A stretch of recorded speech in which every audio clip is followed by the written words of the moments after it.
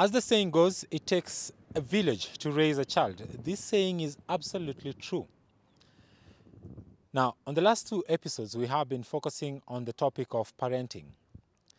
And this week, we want to take this topic a notch higher as we come to the conclusion. We are going to look at parenting on children with special needs.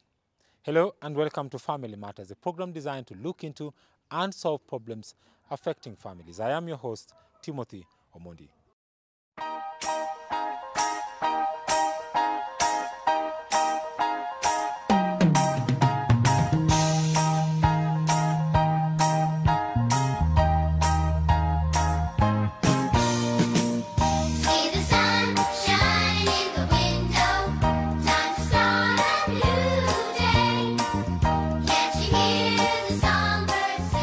Can you find help?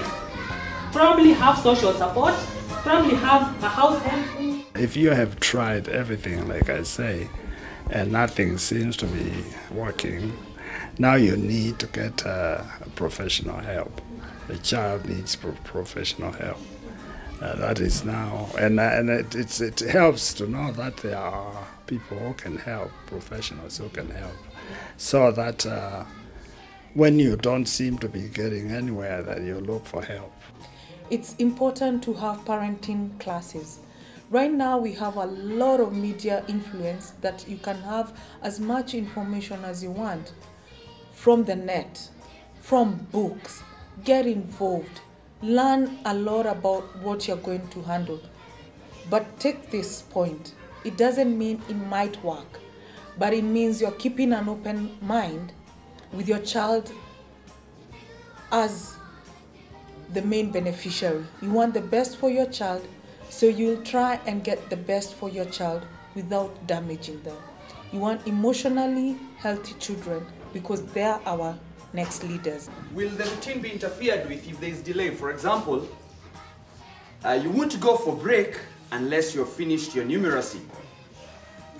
Break is also very important for the child, right? So by making the child not go for break, don't you think it's not a win-win situation? It's I don't know. Are you getting my question? And that's why I said you look at what ticks for every child.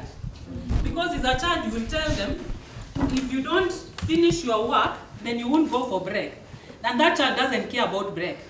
There's that child who loves football so much, such that if you deny them time to go and play football, it will be disastrous to them. So you have to know what ticks for every child.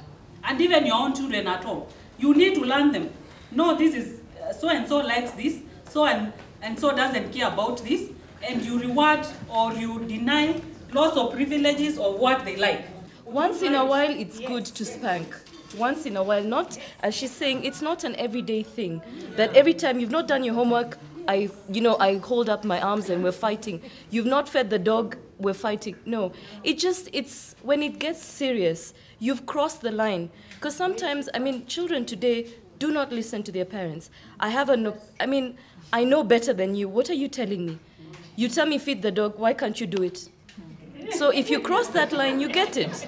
I have said many times and talked to many groups, punishment is not good. It may be easier than dialogue because you do it and get it over with, but it's not as good as dialogue.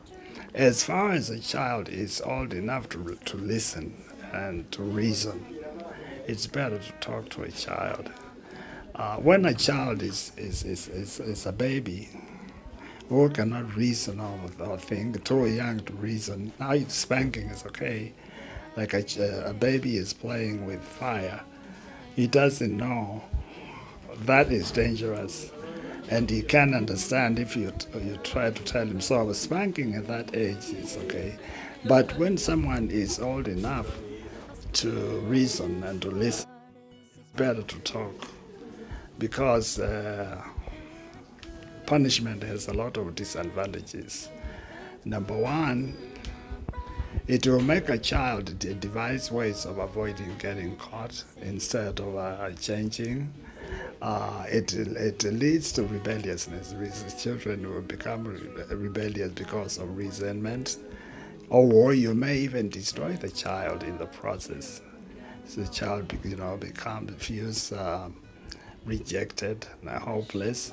So you may correct one behavior, but must destroy the child. And therefore, the question is now, what's the use of correcting one behavior if you destroy the whole child?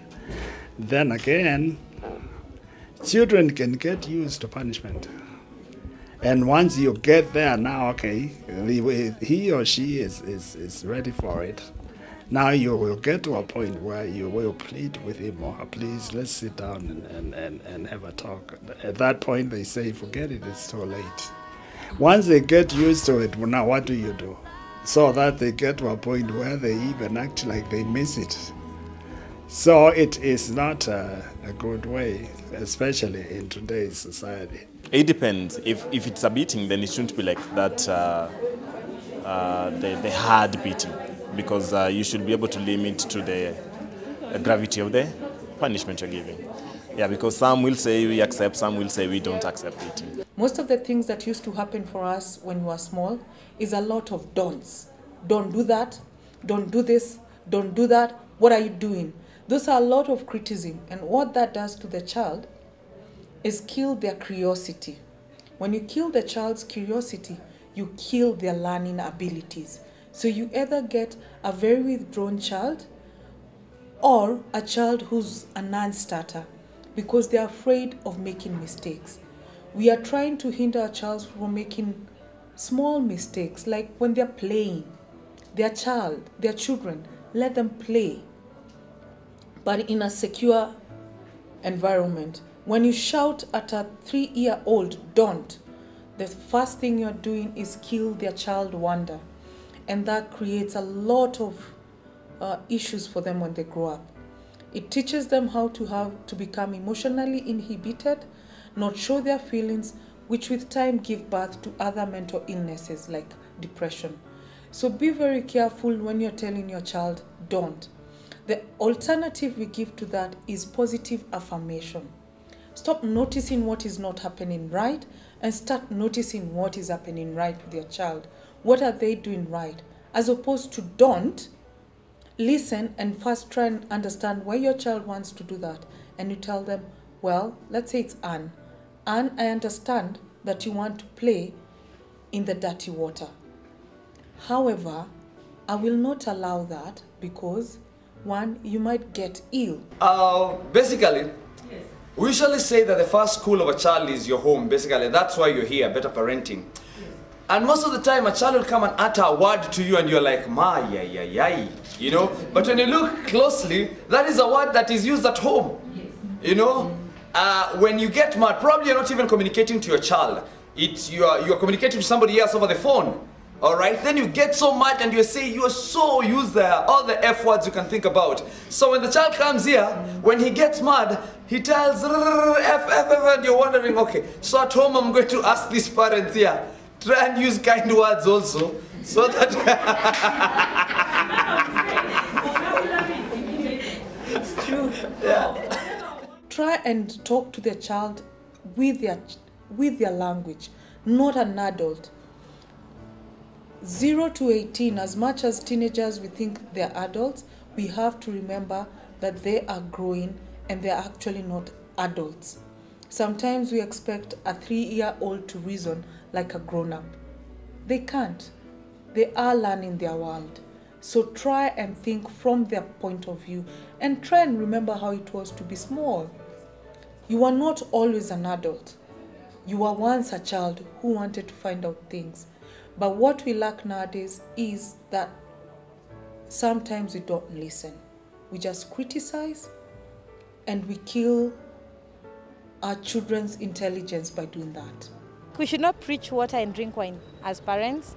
If you are going to tell your child don't steal, you need to actually show it by example. And not even stealing, let's go to the simple things like lying. You tell your child, I don't expect you to lie. And then when a neighbor comes and mwambie siko. That's a lie.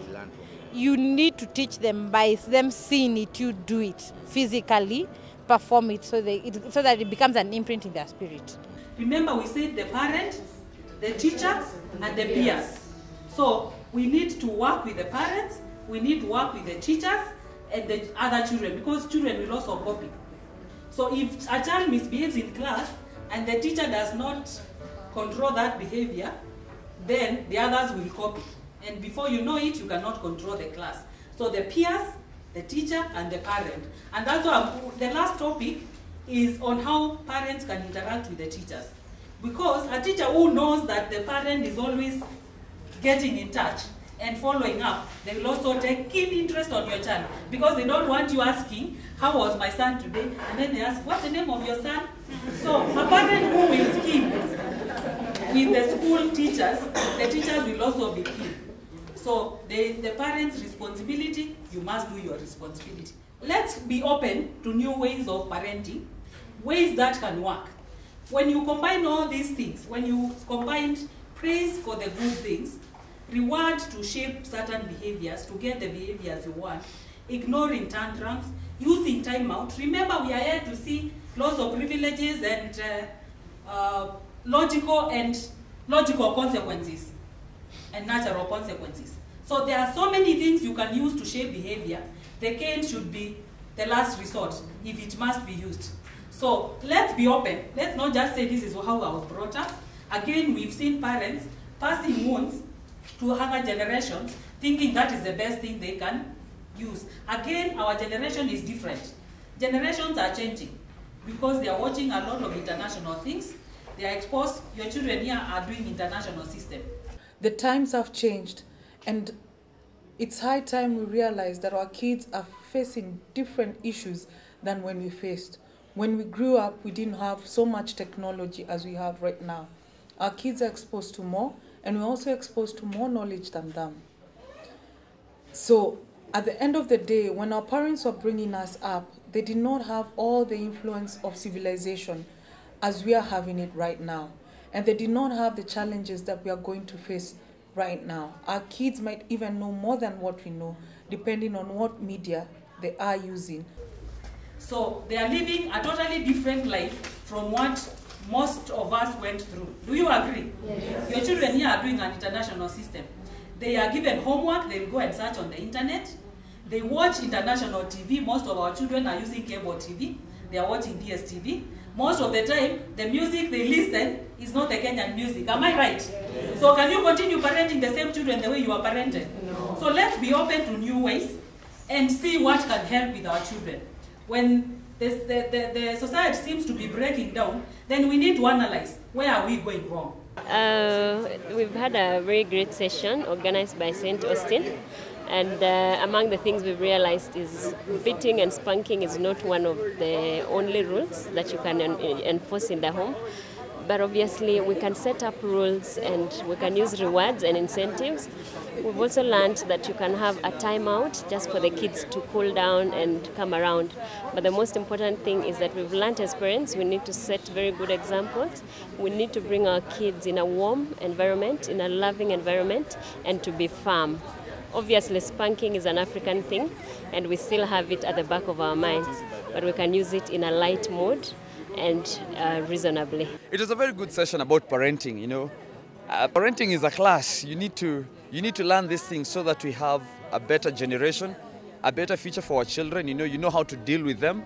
You know how to train them to be better people. You know, even simple things like teaching them how to use the loo, teaching them how to dress up. It needs training, and most of the time you get angry, get worked up. Yes, it's a very easy thing if only we can use positive attributes. Then at the end of the day, you should also remember that each child is different, and we must handle each child differently. What will work to David is not what is going to work for Danson. Some few strategies that you might want to take into consideration for children with special needs could be: focus on a child's ability.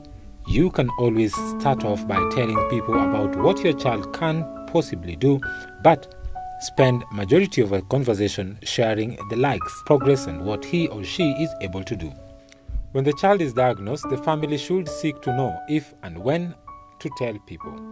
You could encourage them to share the diagnosis, give them some information about the condition so that they are informed and could answer some of the questions. Be respectful. Like I said before, your child's village is made up of a lot of individuals. all have their own ways of accepting this unexpected turn of events. Some of them turn to religion and prayer for comfort. Others look to us for guidance, and many just accept things after seeing how happy your child is.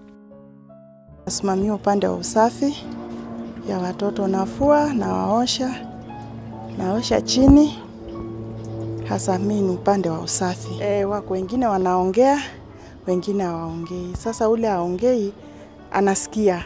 When people ask us questions, we should treat them as opportunities to raise awareness and educate. I found that questions usually are inspired by lack of knowledge.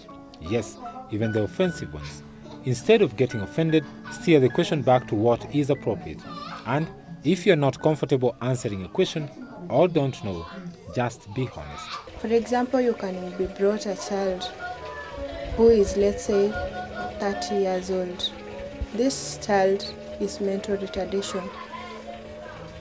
Or you have been brought a child who is cerebral palsy. And then parents are requesting you to make sure that that child stand up and walk to be normal again, without knowing that a cerebral palsy child who is born with cerebral palsy in him or her, it is just the brain damage. There isn't much we can do apart from physiotherapy to them to exercise their muscles not to become very stiff. And then we can't assure the parents that we have that ability to make their children stand up and walk or do what a normal person is supposed to do. Today they come in, they're very happy. In 2 minutes time they're sad, and in another minute they're crying, and in another one they're so joyful, jumping up and down. So we have to try and moderate their mood swings, and we also have to try and be able to understand them, not condemn when you see them reacting in a different way.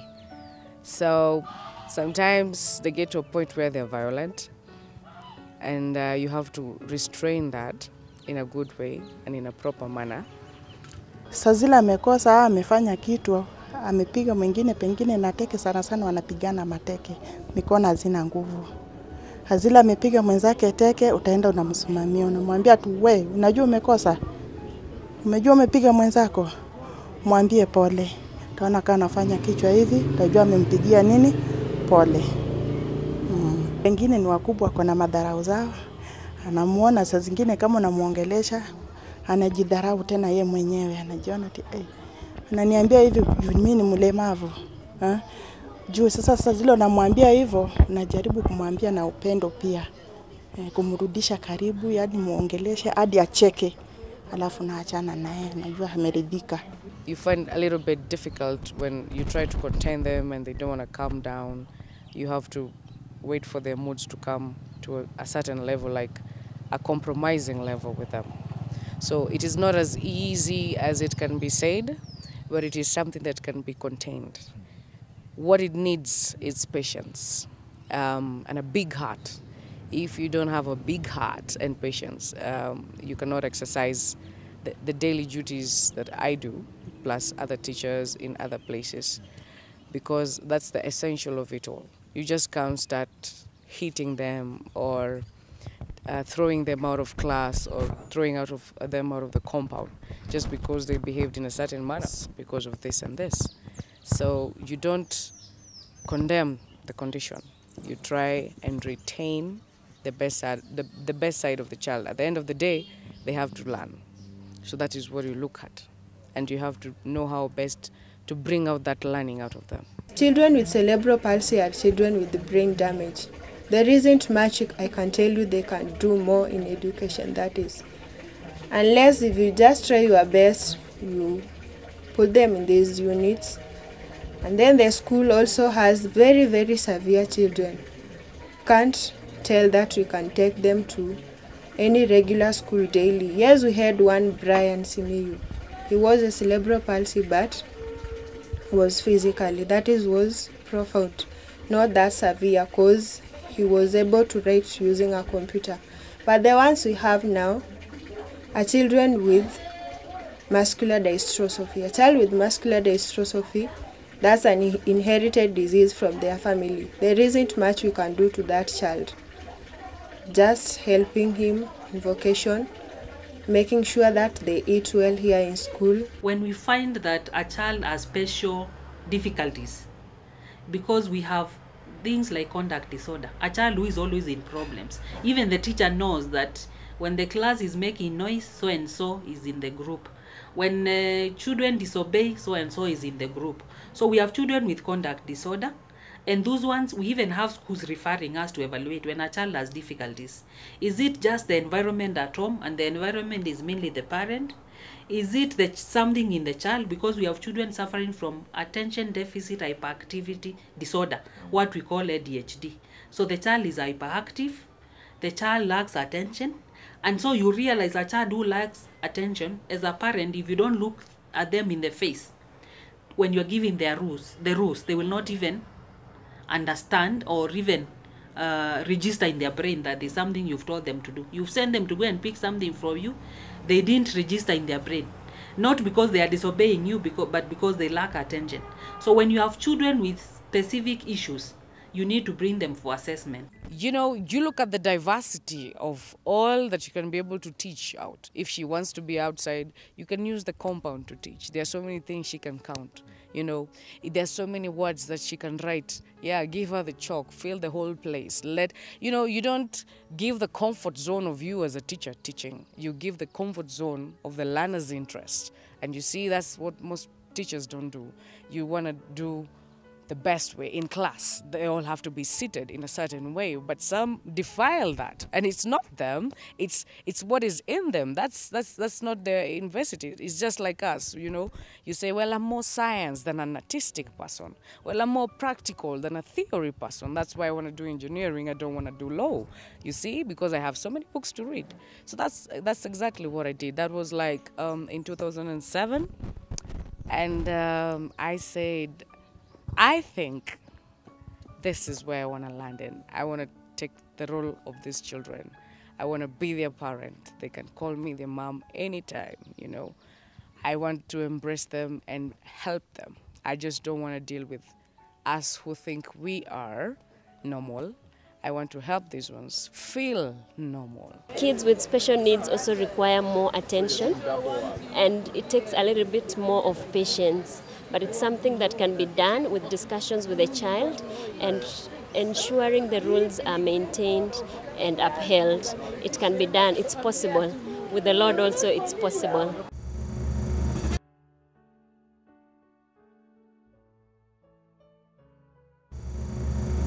Then finding workers to work with children with disability is very hard. You can find that in our center we have 4. Simply because a person comes today, tomorrow looks in the kind of the children is going to handle or she's going to handle. She sees like this is a bad omen in the society. And then most people say that it is a curse. Most people say it's witchcraft. So sometimes we feel very, very, very discriminated from the society. We people who are dealing with children with disability. Worker just woke up one day in the morning, packed her own things, and she leaves. Those people who are remaining back, they have a question mark. Why? Why are these people discriminating children with disability? Ya, kama mchungaji na pia niko na shauri na sawapea hawa watu huficha watoto wao kwa sababu wako na shida fulani. Mara ya kwanza nataka kuambia hakuna mtu jiumba.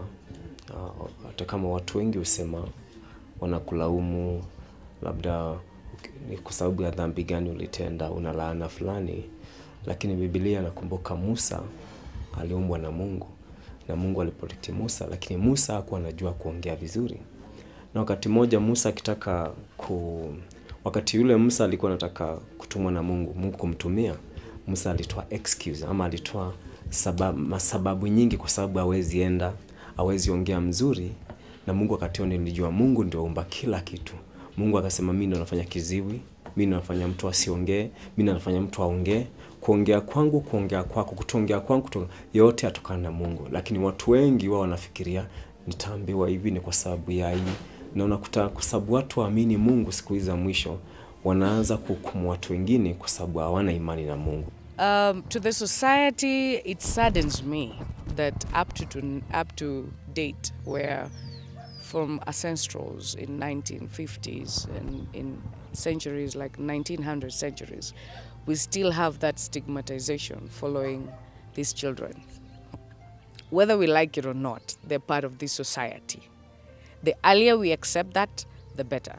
They are growing in numbers every day. New statistics are coming out every day, you know.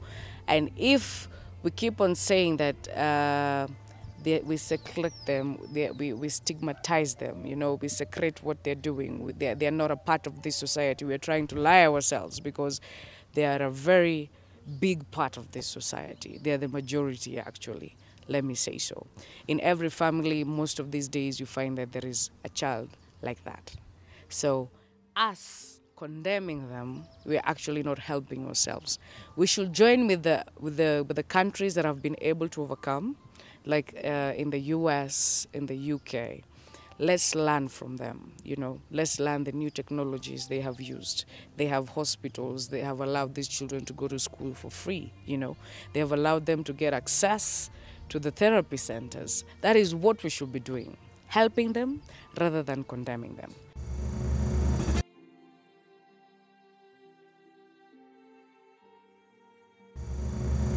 Wale wanafungia watoto kama hawa kwa nyumba sio vizuri. Ni mtu kama wewe. Na saa zile umemfungia kwa nyumba, maybe angekuwa baraka zako kama ungemtoa nje. Na umemfungia kwa nyumba. Haieleweki, maybe unaenda kupata mtoto, wamemleta hapa amejishipuka upande. Haieleweki. Sasa unajua vile tutamtengeneza hapa polepole ndio mwili yake itafanya nini? Itarudi sawa. Ndio kwa ajili naambia wale wameficha watoto kama hawa kwa ndani ya nyumba wajaribu kutoa nje. Ya chochote kimejitokeza haikuangi ni shida tena. Lakini ukificha itakuanga ni shida, itakuuma mpaka hata inaweza kukupea stress. Watu wengi wanapata stress kwa sababu. Lakini ukitoa nje ni kitu wa kawaida. Biblia inasema hakuna kitu mgeni duniani. Hii ni kitu ilikuwa. Umeelewa? Kwa hivyo hawa watu wote kama uko nyumbani unanitazama, tafadhali kama uko na mtu aina hii, kitu wa kwanza nataka kuwaambia usione aibu, kwa sababu hata ukiona aibu, uko na aibu ile kubwa ni kuficha. Ndani unafikiri unaficha aibu, lakini hiyo ndio aibu. Hiyo aibu ndio kuficha. Lakini wezile kwa sababu ikupatie amani. Lakini kuna solution nyingi, tumeona watoto wengi wamejitokeza na maana usaidizi. Recently there has been a lot of awareness that is being created on special needs, and now people are accepting them to be part of society, but you find they are in other areas, especially rural areas, where they are still not being taken to be part of a society, and they are still locked up in homes. Basically due to the fact that also raising children who are special needs is also expensive, considering that some are destructive, and also the medication that they take is also expensive, and they are not accepted in schools because they seem not to be constructive. So such things are the ones that make the parents to maybe lock them up at homes, or lack of awareness on where to take them. Take the children, and the fact that most of them are not able to perform tasks that are regarded to be by other people. So you find that they are not accepted, but we are trying, the people in the field, to make sure that these people are integrated in society, and they become meaningful in society and have something to do. There's so many therapist centers to be around with. There's so many hospitals that offer good help at cheaper rates. At Gertrude it's only 300 shillings, you know. There is SAP, that is a special education program in Gertrude. When you go there, you get your child assessed for free, you know, and if you have something to pay, is very little. And at the end of the day, you get the right income in terms of input for your child now, because if your child is assessed and you're told they're diagnosed with autism, then you're able to be told what to do and what not to do. You meet parents also who have gone through that, what you're going through. They will tell you what worked and what did not work. We encourage the parents to actually seek the services of a medical doctor to make sure that if the child needs medication, Like those who have epilepsy, they are on the medication. Those who are hyperactive, they are put on medication. Those who need special schools, they are advised on which school to go to. So it is a broad management that as much as the parents are the core caregivers, this child might need even physiotherapy, they might need occupational therapy, and so it's a broad management. The parent needs to accept that they have a child who has special needs, and they need to accept it positively. Know that God has given you this child with a reason, and God knows that you are able to take care of this child. Because if you don't accept that, then it will become very challenging to take care of such a child. Bwana yu karibu na waliovunjika moyo. Mungu tupatia hali za kutuvunja moyo hawe karibu na sisi. Kuonesha wakati niko karibu na Bwana ni baraka ama ni laana? Ni baraka. Na basi kama ni baraka kupitia hii kuvunja moyo, ugonjwa wa Lazaro huko wa mauti, mbali jina la Mungu lipewe sifa, kwa sababu watu wana imani na Mungu, watu walimtupa Mungu, wanaweza ficha watoto kama hawa. Wakati Lazaro alikuwa mgonjwa, Mary na Maria na Martha hakuficha. Kuna magonjwa mengi duniani, lakini kama jina la Mungu linaweza tukuzwa kupitia hii ugonjwa, basi hizi wote ni baraka. Bila sema mambo yote yafanya wema kwa wale wampendaye Mungu. A, B, C, D, E, F, G, H, I, J, K, L, M, N, O, P, Q. Parenting by itself is not an easy task. However, the character of children could also determine the difficulty of the task. Q, R, S. We meet a lady who does not only act as a parent but also a caregiver. The reason? She has a child with special needs. She explains how she has honed her parenting skills through the parenting clinic. At first, I was in denial, especially when I was told Michelle, will not be like other kids. She will need a lot of care. I was in denial. I could spend months and years crying. I could not, accept it. See the sun shine in the window. Time to start a new day. Can't you hear? Ashlyn, today is Michelle's day. Michelle. Yes, baby. Before I went to the clinic, it was a bit hard for me to discipline Michelle, being a special baby. And it was also hard for me again to discipline her because I thought she was so young for beating and stuff like that. But when I went to the clinic, to Dr. Catherine's clinic, the sessions were very useful to me because I knew how I can discipline Michelle in a manner that I won't hurt her. And what I learned is that because at times Michelle is irritable, I learned that when she wants to do things her own way, I can always distract her in a peaceful way, distract her in so many other things, distract her either by, talking to her or carrying her around and without necessarily beating her. I also didn't know whether there are schools for such kids, but this interaction with people opened my eyes, and I knew that I can get a school for her where she can learn a lot, where she can feel at home, where she can interact with other kids. There are so many avenues for them to look at.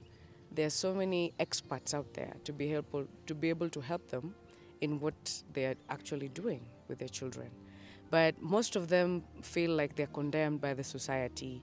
They feel like they're condemned by their classes they're in. Because I'm of a certain level of a class, I don't want to expose myself like this parent who has a child with a disability. So we end up using the wrong methods in trying to help in a situation. We find out that we have already gone overboard or out of the way. For example, you find a parent doesn't follow the right diet, and that diet has something that consists inside the behavior of that child. Maybe too much sugar in it, maybe too much gluten and caseins involved, and that trigger some of these emotions in these children.